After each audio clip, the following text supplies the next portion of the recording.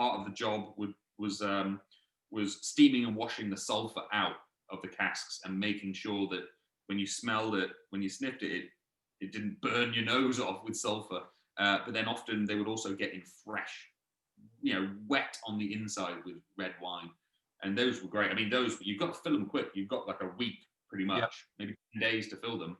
Otherwise, they start smelling really super sweet, like nail polish remover, isoamyl acetate, really strong. In which case, you can just quickly steam that off because it's very volatile, so it disappears in seconds. Give it a good strong steam. I do miss working with wine casks, but they are a pain in the arse. That's why a lot of Scottish distillers or distillers in general just avoid them because of all that sulfur. And if you leave it for longer than a couple of weeks, it turns to vinegar, and you'll see all the flies just going to the vinegar. Yeah, I'm going to say, I mean, I've got a wine cask sat at the side of me now, and every now and again I take a sniff of it, and it's quite interesting how it's changing. But going back to that then, so if you're looking to buy some wine casks, I'm assuming you're pulling up and wanting to fill them wet. You're not going to be looking at Australian wine casks. I take it we're probably talking European, or for the pure length of time it's going to get them here to be able to fill them up again. I definitely wouldn't bother buying Australian wine casks. Everything is more expensive in Australia. Everyone earns more money. Don't get me wrong. Like, everyone earns more money in Australia, but things are more expensive as well. And why bother shipping something over a shipping container of empty wooden vessels from the other side of the planet when France is just across the channel. So, and I love French wine. Big advocate of French wine. I've got a sore head today because of some French wine, but I love wine casks. So the idea of getting fresh straight from a winery in France or Germany or Italy, Portugal. I've got some good connections in the wine industry, so I think it'll be exciting when I get to that point. I'll be really buzzing to get my hands on some tasty wine casks. I mean, just jumping back to the tax questions, somebody's asked, they're assuming that the tax is due based on the country the cask end up in, but I'm assuming that's kind of wrong, because I'm assuming you will have to charge the tax from Scottish or UK tax. No. No. So if it's a single malt, it can't. The cask itself cannot be moved. No Scotch whiskey can be moved in the cask. If you buy a cask of whiskey and you live in the Netherlands, you buy it. You want it bottled, so you bottle it. Those bottles leave Scotland bonded. Yeah. So you're not paying the duty in the UK because the bottles are not staying in the UK. So it goes to the Netherlands. You pay whatever the duty is in the Netherlands. So that's why it's cheaper to buy Scotch whiskey in America, because their duty is lower. Right. You don't double pay on the tax. You don't pay the duty in the UK and then the other country. So it leaves the UK. It is exported in the bottle. Duty suspended. Oh, sorry, it was my question. I was more talking about actual like empty casks, rather than once it's filled and once it's bottled. It's more like when you're moving an empty cask and you get it somewhere. Is there any duty still on that? Well, the wood really is not duty suspended. So I guess it would be depending on which country it was going to. If you were to take an empty cask and move it to France, well, presently there's no. We've still got free trade as far as I'm aware, so there will be no tax to pay on it. You have to pay VAT on it, but actually, if you're removing it, that's confusing now. So actually, you could in theory remove a cask because it has no value. The wood itself won't have any value, so there's no VAT to pay on nothing. If you buy a cask from a cooperage, then that will come with VAT. Does that make sense, Paul? Yeah, no, that's very interesting. No, thank you. Yeah, all right. Yeah, so the impression I've always got then, if people come to you and say that they wanted, say, a Craigellachie and they want it in a wine cask, are you then sort of saying, well, no, I don't have a wine cask, but I can re-rack for you? Or is it just a case of you then go out and try and source that cask for them? That would be a very niche request. So I would say, I'm not going to find you a Craigellachie cask that's in wine. Yeah. So I'll find you a Craigellachie cask. May take a while because Craigellachie. Yeah, I mean, I was just using that as an example, obviously. Yeah. Yeah. Okay. So yeah, I would probably just say, look, can't find that for you, but I can find you a cask from the distillery, hopefully within the age and price that you are looking to pay, and then I can arrange it to have it re-racked into a wine cask. Mm-hmm. Yeah. That's not a problem. It just takes time. Yeah. I mean, I presume everything's about time. And one of the sort of question I was wanting to ask you, and I'd nearly forgotten about it. You see, when you look around a few brokerage, obviously I get a few emails from different brokerage saying we've got this cask, and this cask. And sometimes you see very similar, what you assume very similar cask. So maybe a 1997 Auchentoshan and blah, blah, blah. Will more than one brokerage be selling the same cask? And then you've got a list of what you can sell rather than you own that cask. Yeah. So for me, it's a mix. Some of the casks, some of the offers I send out, you may see some of those casks coming from other people. You may also see none of them coming from anyone else. It really varies. It's a fast-paced industry. It's very sales-orientated, if I'm honest, which is why I'm looking forward to the day when I can sort of progress away from it and get back to the love of the spirit. But yeah, you will see a lot of the same lists. I mean, I will receive one list from someone, and then I'll receive the same list, sometimes half an hour later. Yeah. Plus 20%. And then maybe another couple of hours later, the same list plus another 10% or something. That's, you do sort of end up sometimes seeing inflated prices for that reason. Mm-hmm. Or I mean, one thing I always say to, prospective customers is I just say shop around, have a good shop. Shop around. You're spending a lot of money, even if it's you're buying a cask of new make, it's still a lot of money. Yeah. So have a good round. You may see some of the same offers, and then just go with the one you think is either the fairest price or the most trustworthy person. Yeah.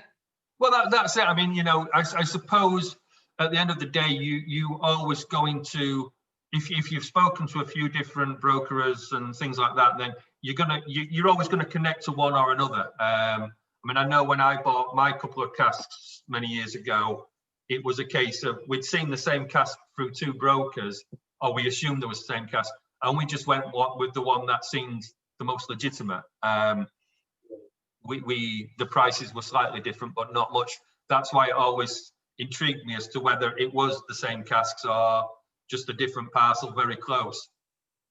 It could have been either. It could have been part of the same parcel.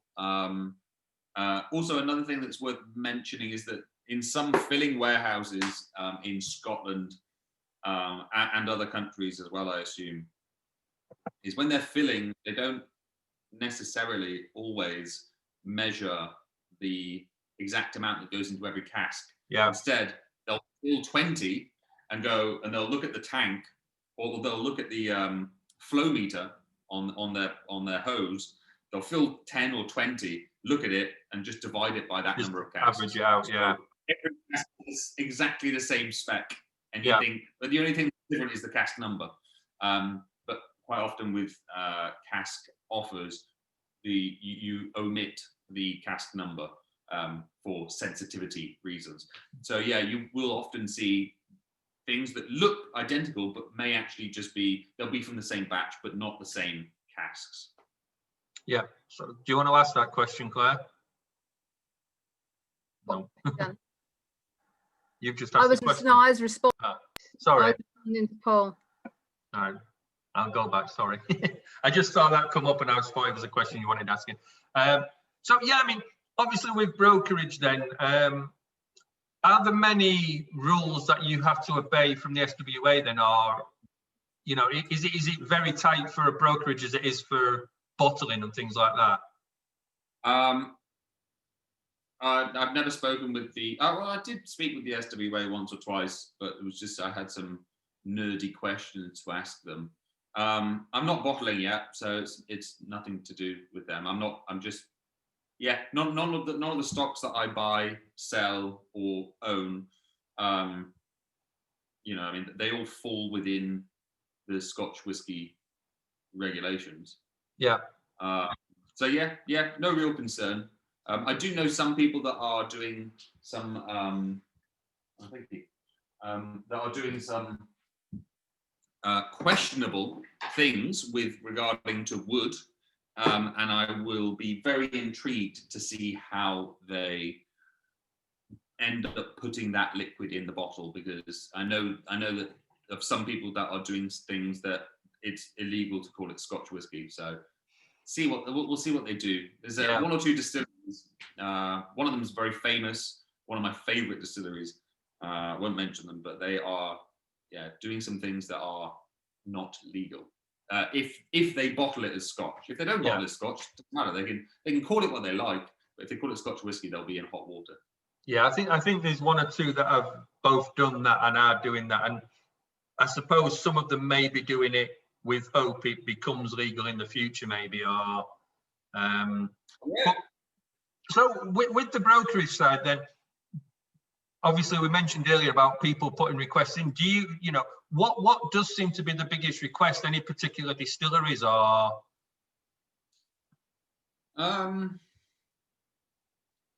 People do ask a lot for new make, if I'm honest, because it is most affordable generally.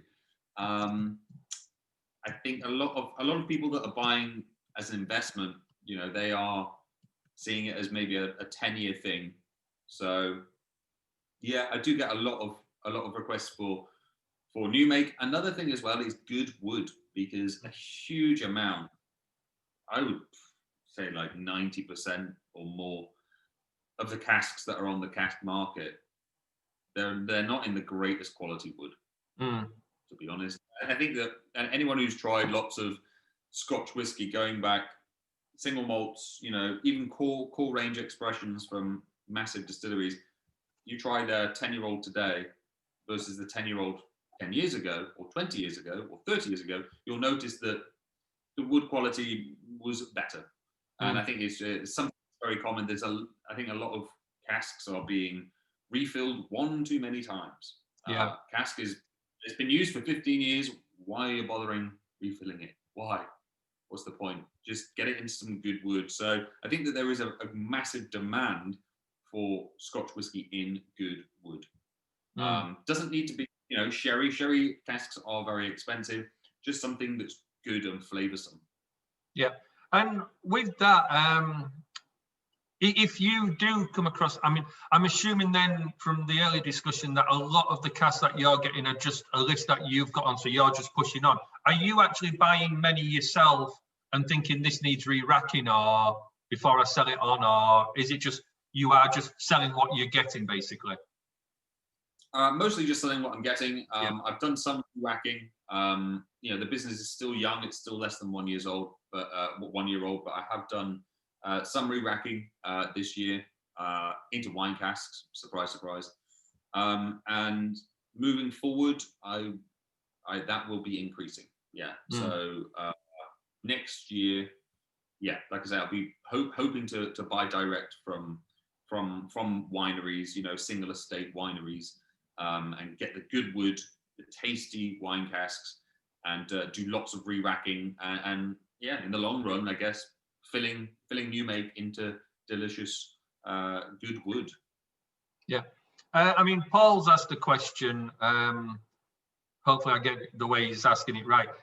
slightly left field to your company, but obviously you may know from working within the industry, but are there any types of wood that you know of that have been more known for being leaky?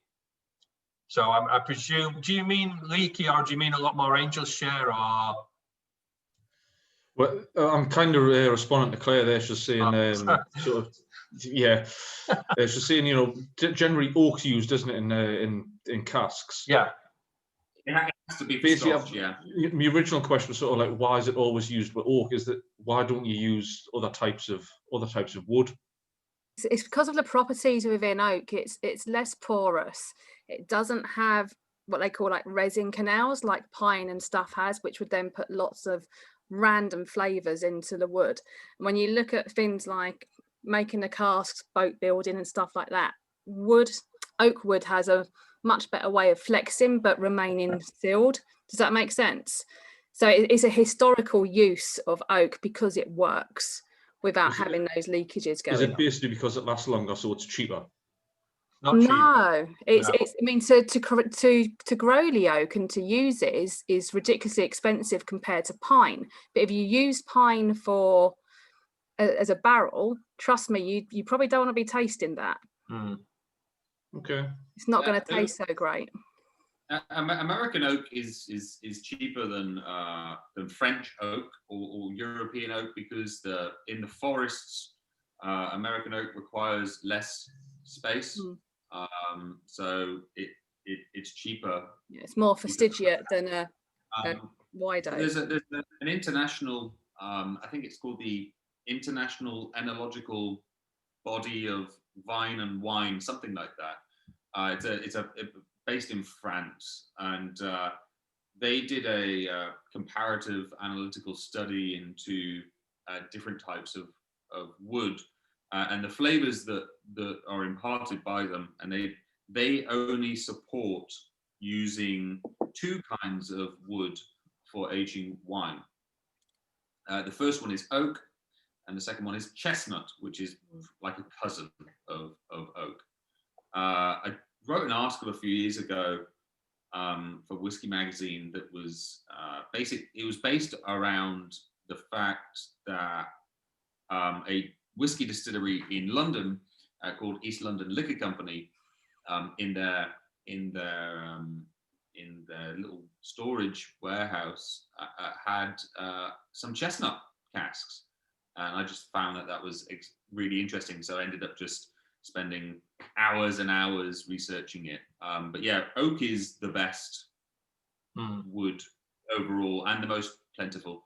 And coopers have worked with it for centuries. So yeah, I'm going to say it's obviously the traditional vessel for transport, and that's why obviously in theory the SWA makes sure that it's oak rather than anything else because it's traditional. Has anybody got any more questions while we're recording, or are you going to all leave until we stop recording? Typical. Right, well, what I'll do then, I'll stop the recording now. So thanks very much, George. Before I do go, actually, do you want to just tell everybody where we can find you and things like that, and email addresses are? Yeah. Go onto my website and drop me a message via there. It's keeblecask.co. Simple as. Yeah. And we'll obviously, when we release it, we'll put a link there as well. But thanks very much, George. Don't disappear. We'll carry on chatting to you, hopefully. But really good and informative. Thanks very much. Cheers.